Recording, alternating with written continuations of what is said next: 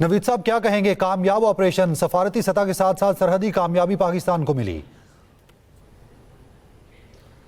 اچھا دیکھیں، بات یہ ہے کہ وہ میرے خیال میں ساحل لدھیانوی نے کہا تھا کہ جنگ تو خود ایک مسئلہ ہے، جنگ کیا مسئلوں کا حل دے گی. تو جنگ تو کسی کے حق میں نہیں ہے، وہ پاکستان ہو وہ انڈیا ہو، دونوں ہر دو ممالک جو ہیں ان کے حق میں جنگ نہیں ہے.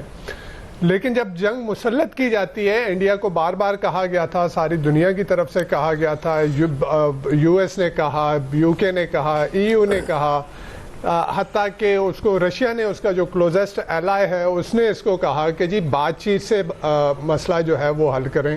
لیکن وہ مودی جو ہے وہ اپنے ایک ہیوبرس میں، وہ اپنے ایک تکبر میں، اس کا جس طرح سے جو فارن منسٹر اس کا جس طرح سے کیری کر رہا تھا اپنے آپ کو کہ جی پاکستان کون ہے، وہ تو ہمارے ساتھ جو ہے مذاکرات کی ٹیبل پہ بیٹھنے کے جوگا ہی نہیں ہے، وہ اس کے قابل ہی نہیں ہے. ہم تو ایک دنیا کا موسٹ پاپولس کنٹری ہیں، ہم دنیا کی سب سے بڑی جمہوریت ہیں، ہم دنیا کی چوتھی بڑی فوجی طاقت ہیں، ہم دنیا کی پانچویں بڑی اکانومی ہے، اور پاکستان کیا ہے.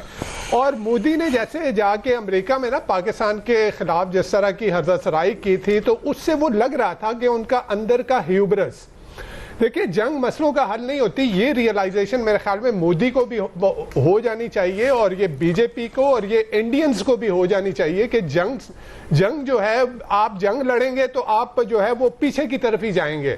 آپ کے پڑوس میں چائنا ہے، آپ جتنا لینڈ ماس ہے اس کا، آپ جتنی بڑی اس کی پاپولیشن ہے، وہ دیکھیں کہاں سے کہاں چلا گیا، کیونکہ وہ اپنے آپ کو جنگ میں نہیں انگیج کرتا. وہ اپنے آپ کو، یعنی تائیوان کتنا بڑا مسئلہ ہے اس کے لیے، لیکن وہ ایگریشن کی طرف نہیں جاتا، وہ فوجی انٹرونشن کی طرف نہیں جاتا. لیکن یہاں پہ وہ ایک ہندتوا کی سوچ ہے اس کے اندر کہ جی اکھنڈ بھارت کے خواب دیکھ رہا ہے. وہ یہ سوچ رہا ہے کہ مہابھارت والا جو رامائن والا جو مہابھارت ہے وہ اس کے ریوائول کی بات کر رہا ہے.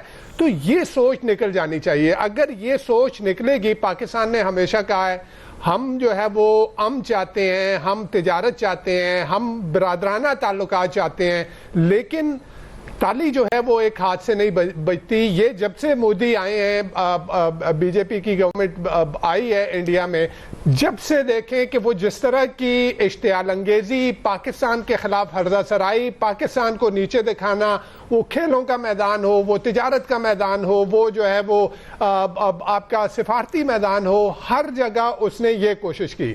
آپ یہ دیکھیں، یہ سوچ کیوں بدلنی چاہیے. آپ کے سامنے جو ہے یورپ ہے، 2 عالمی جنگیں لڑ چکے ہیں. وہ 2 عالمی جنگیں لڑنے کے بعد وہ ان کو ریئلائزیشن یہ ہوئی کہ جنگ مسئلے کا حل نہیں ہے.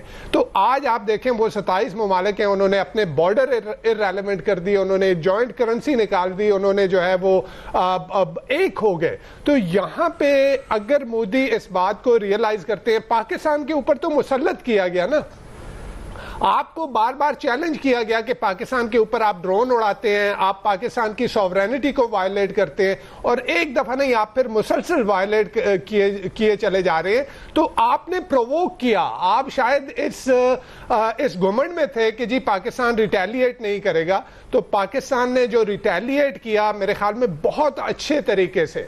یہ جو پہلے جو باتیں ہو رہی تھی نا، وہ باتیں سارے میرے خیال میں سب کچھ دھلا گیا ہے.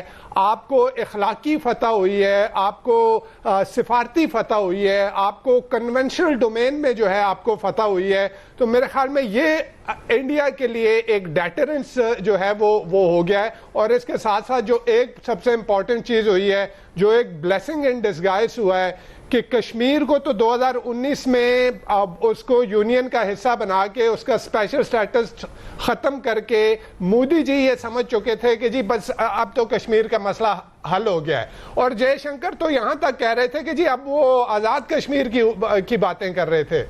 لیکن اس کانفلکٹ کے بعد، ان ہاسٹیلیٹیز کے بعد کشمیر کا مسئلہ جو ہے وہ دوبارہ نمایاں ہو گیا. یہ ایک بلیسنگ ان ڈسگائز پاکستان کے لیے ہوا ہے. ہم نے دیکھا ہے یہ صرف کشمیر کے اوپر ثالثی کی بات نہیں کی. دیکھیں جو سیز فائر ہوتا ہے وہ وہاں سے ٹرمپ اس کا اعلان کرتا ہے، حالانکہ یہی بھارت کہتا رہا، وہ یہ کہتا تھا کہ جی شملہ معاہدے کے تحت صرف دو طرفہ مذاکرات سے تمام مسائل کی بات ہوگی، لیکن یہاں اس نے مانا، وہ خود امریکہ کی طرف گیا اور اس کو انوالو کیا، اور ٹرمپ نے جو ہے وہ سیز فائر کا اعلان کیا. تو میرے خیال میں پاکستان کے لیے یہ ہر محاذ پہ ایک بہت بڑی فتح ہے.